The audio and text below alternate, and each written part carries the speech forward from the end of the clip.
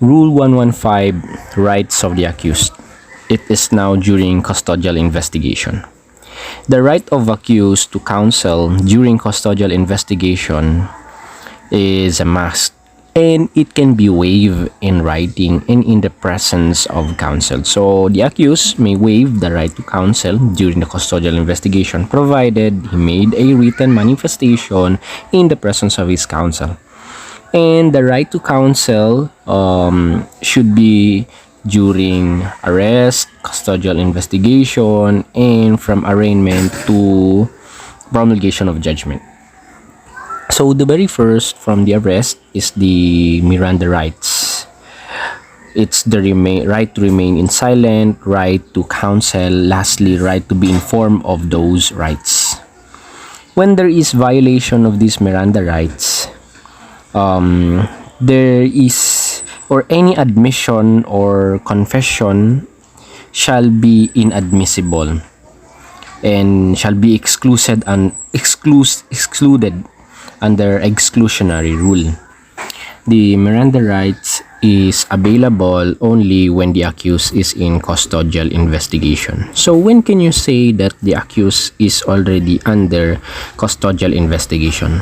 It is when any questioning initiated by law enforcement officers after a person has been taken into custody or otherwise deprived of his freedom of action in some significant way. So from the time that he is handcuffed by the law enforcement officer, the Miranda rights should be read upon him. Here is an example. A is a police officer. Somebody reported to A that X stabs victim W and died. A now asks questions to X. If he is the one who stabs W, X said yes. Here, X admitted the crime. Question: is X under custodial investigation? The answer is no. X is not under custodial investigation. X is not yet taken into custody. Neither he is deprived of his freedom of action in some significant way. So in this case, X is only asked by the policeman. His freedom is not yet deprived. He is not yet taken into custody under the law. So therefore, there is no custodial investigation yet. Another question: can X demand his Miranda rights? The answer is no, because X is not under custodial investigation. Accused only can ask for Miranda rights if they are already under custodial investigation, if their freedom is deprived in significant way. Next question is admission of X admissible as evidence, wherein X admits that he stabs W? Is that admissible as evidence? The answer is no, because it is an admission only, not admissible as evidence. Thus, custodial investigation starts when the police investigations no longer a general inquiry into an unsolved crime, but has begun to focus on a particular suspect taken into custody by the police, who starts the interrogation and propound questions to the person to elicit incriminating statements. So custodial investigation starts when there is already asking of specific questions in relation to the crime committed by the accused.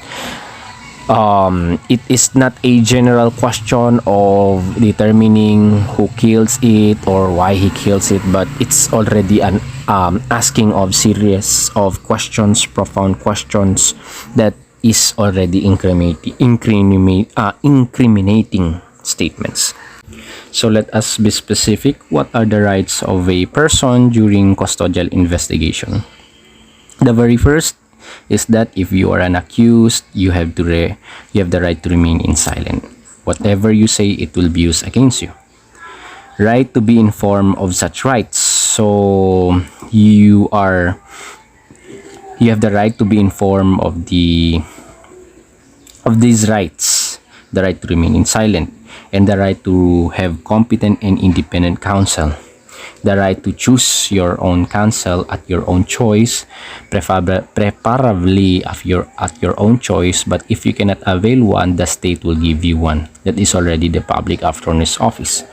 And the rights cannot be waived except in writing in presence of a counsel. So these Miranda rights cannot be waived unless there is writing in the presence of the counsel. The right to remain silent and to be reminded that anything he says can and will be used against him. This refers to not only to verbal confessions but also to acts. So be careful as an accused. However, a mechanical act that does not require the use of intelligence, such as providing DNA samples or to answer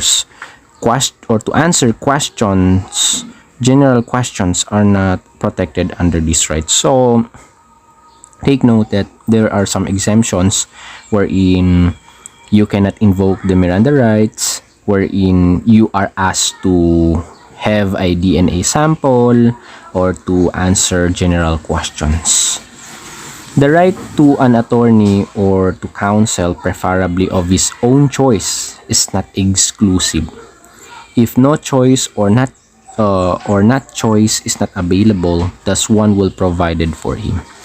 The right is absolute and applies even if the accused himself is a lawyer. So even the accused is a lawyer, still he has the right to have a counsel. The city legal office is not independent. Mayor cannot be considered independent. Applicant in NBI is not an independent counsel in the investigation conducted by the NBI. So they should have an independent attorney, private counsel, or public attorney's office. Right against torture, force, violence, threat, intimidation, or any other means which vitiate the free will of the person. So the accused is protected from that, protected from any torture, any violence that will vitiate the freedom of the person, the accused. Right against secret detention places, solitary confinement, incommunicado, or other similar forms of detention. So the accused are also protected of that. These are interesting cases in relation to rights of the accused during custodial investigation. People versus Sunga. Sunga, the accused, during preliminary investigation, when accused admitted something, he was not assisted by a counsel. So does the admission admissible? So during the preliminary investigation, Sunga made some admissions. So is that admission admissible as evidence? The answer is no. It was held that preliminary investigation is different from in-custody interrogations by the police, or a suspect who takes part in preliminary investigation will be subject to no less than the state's processes, oftentimes intimidating and relentless of pursuing those who might be liable for the criminal prosecution. Thus, the admission made during the preliminary investigation without benefit of a counsel is inadmissible in evidence. Again, admission during preliminary investigation without the presence of a counsel is inadmissible, cannot be used as evidence. Next case is People versus Andan. While in custody, the accused has made an admission to Noli de Castro. So while in custody, he made an admission to Noli de Castro, a news reporter, that he committed the offense charge. Is the admission admissible? Now, in this case, the answer is yes. The confession or admission were made in response to a question by a news reporter and not a police or any other investigating officer. Thus, admission made to a reporter while in custody is admissible. Why it became admissible? because the accused is already undergoing custodial investigation. So whatever he may say, it will be used against him. So he should have the right to remain in silence. So since he made some admission to a news reporter other than a police officer, it should be counted as admissible as evidence in court. The third case is the People versus Malangan, wherein accused has been arrested by a barangay tanod and he made an admission without a counsel. Is the admission admissible? Obviously no. The barangay tanods, including barangay captains, chairmans, may be deemed as law enforcement officers similar to a police officer that can be said under custodial investigation.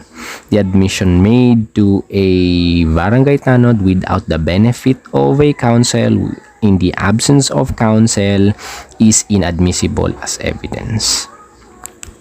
Right against self-incrimination. This right can be invoked anytime because it protects a person from testimonial compulsion or a compelled testimony of a communicative in nature. So whenever the accused is being asked a question that will incriminate him, what do you mean by incriminating?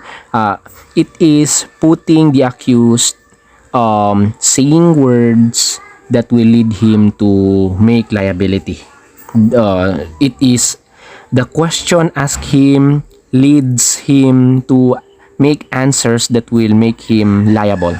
So that is the accused is protected right against self-incrimination, and it can be invoked only for testimonial compulsion or communicative in nature. Thus, you cannot invoke the counsel cannot invoke to exclude body from examination when it is requested or it is relevant because it is a mechanical act, not a communicative in nature. Asking for a DNA sample from his body, he cannot invoke right against self-incrimination. Just only invoke right against self-incrimination only for those questions that will put him into liability. These are some interesting cases. People versus Otadora. No infringement of the privilege when a person is required to put on clothing or shoes for size or for measuring or photographing. So no infringement if the accused is asked to put a shoes for size, measuring, for photographing, and also obtaining samples from an accused is not a violation of right of self-incrimination. That is from Herrera versus Alba. People versus Fieldon.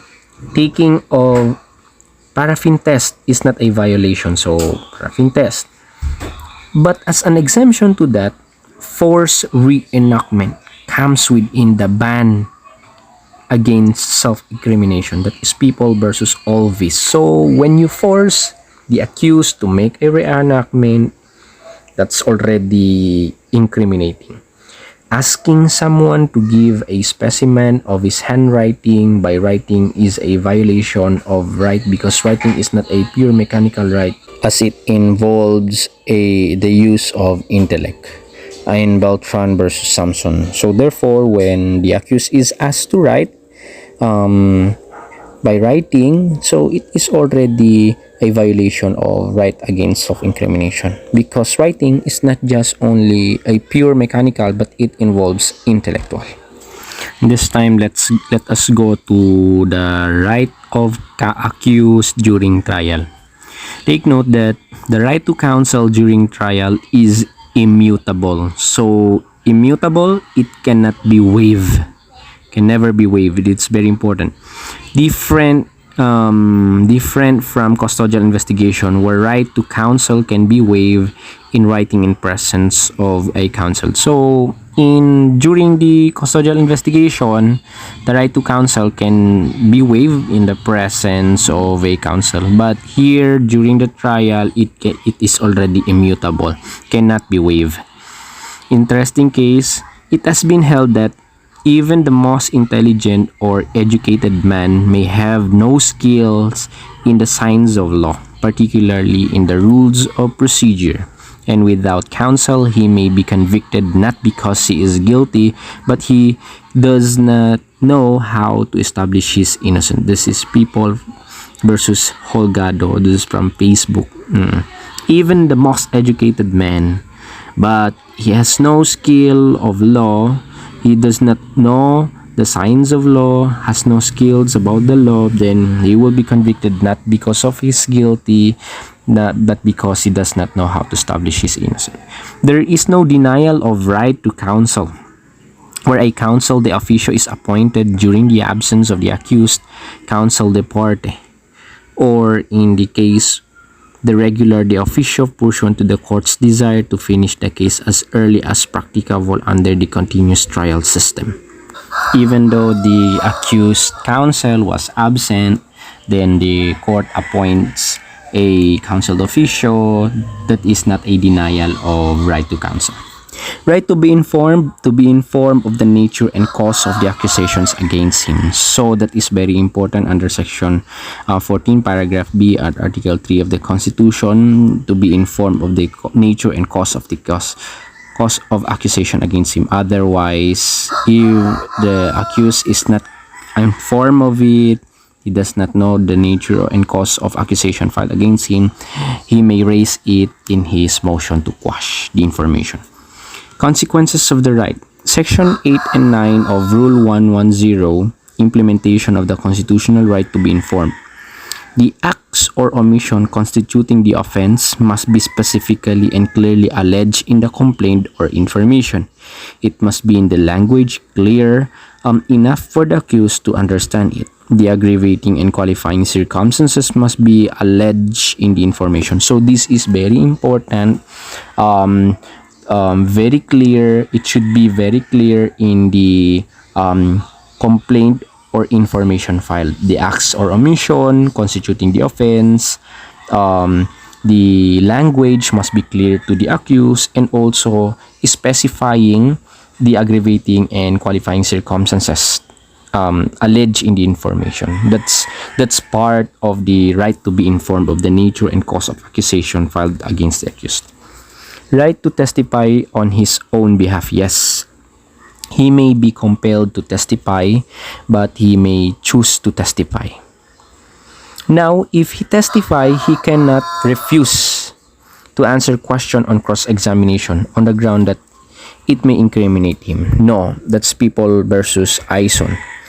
Accused can only be examined on matters covered by his direct examination. So during trial, during cross-examination, he will just only be asked questions in relation to his affidavit in his direct examination, in his based from his judicial affidavit.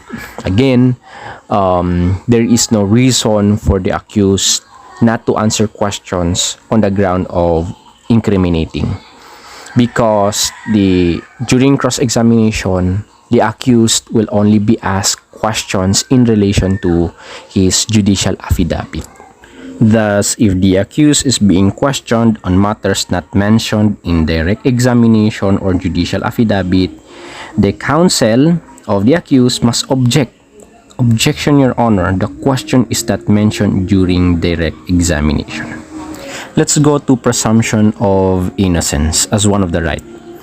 To be presumed innocent until contrary is provided beyond reasonable doubt. So, first, the accused shall be presumed innocent until proven guilty beyond reasonable doubt. Effect of presumption. Accused need not to present evidence to prove his innocence because it is already accorded to him by the Constitution. The prosecution has the burden of proving the guilt of the accused. The presumption prevails over the presumption of regularity in the performance of official functions. So, it is the job of the prosecution to prove the guilt of the accused, not the defense counsel, not by the accused. Equipoise rule. What is that? When there are conflicting versions of the prosecution and defense, and where the evidence, facts, and circumstances are capable of two or more explanations, one of which is consistent with the innocence of the accused and the other consistent with his guilt. The court has to acquit pursuant to presumption of innocence under the Constitution. People versus Ergiza. So take note of this equipoise rule. When the facts and circumstances indicates two explanations, and those explanations, one is referring to the innocence of the accused, and the other explanation is referring to the guilt of the accused. So the judge should acquit the accused pursuant to the presumption of innocence of the accused. So again, when there is conflicting versions of the evidence, pieces of evidence, facts and circumstances capable of two or more explanations of referring to the guilt of the accused and referring to the innocence of the accused, then therefore the court shall acquit the accused. But when the accused admits the killing but pleads self-defense, the burden shifts to the accused to prove his innocence by clear and convincing evidence. Self-defense, when invoked, implies the admission by the accused that he committed the criminal act, that is under People versus De Los Santos. So here, the prosecutor need not to prove anything because of the implied admission of the accused that there is self-defense. So it is now the job of the defense counsel to prove by clear and convincing evidence that there is self-defense. Right to compulsory process. Accused has the right to subpoena the witnesses. He has the right to compel the attendance of a witness and have him arrested if he failed to do so. So that's the right of the accused, to subpoena the witnesses. If in case of failure or refuses to do, it should be arrested. Right to speedy trial. Section 14, paragraph B, Article 3 of the Constitution, right to have speedy, impartial, and public trial. Once there is a violation of this right, a dismissal based on a violation of the right to speedy trial is equivalent to an acquittal, and double jeopardy may attach even if dismissal is with the consent of the accused. It would bar or stop further prosecution of the accused for the same offense. So therefore, if there is intent to delay the trial, then there can be an acquittal and jeopardy will apply, and it will stop or prevent the further prosecution of the accused for the same offense.